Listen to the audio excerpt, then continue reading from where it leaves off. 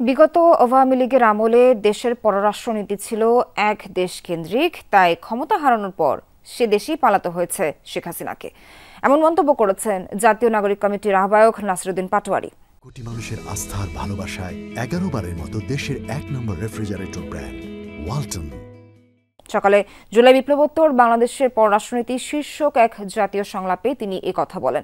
নাসিরুদ্দিন পাটোয়ারি বলেন, নতুন বাংলাদেশে ইস্যু ধরে ধরে কাজ করতে হবে, নিজেদের ন্যায্য পাওনা বুঝে নিতে হবে। এ সময় বিএনপির তিস্তা পারে যে লং মার্চ করছে তার প্রশংসা করেন তিনি। দিনের প্রথম অধিবেশনে যোগ দিয়ে জাহাঙ্গীরনগর বিশ্ববিদ্যালয়ের অধ্যাপক দিলারা জামান বলেন, ভারতের দাদাগিরি মোকাবেলায় কৌশলগতভাবে এগোতে হবে।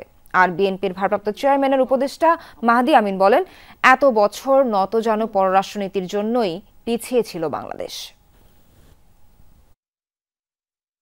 আমরা আশা করি যে ভবিষ্যতে বাংলাদেশকে যদি আমরা লিড দিই, সেখানে লিড দেওয়ার ক্ষেত্রে এই ফরেন পলিসির একটা ইন্ডিপেন্ডেন্ট ফরেন পলিসি আমরা জায়গাতে যেতে পারবো।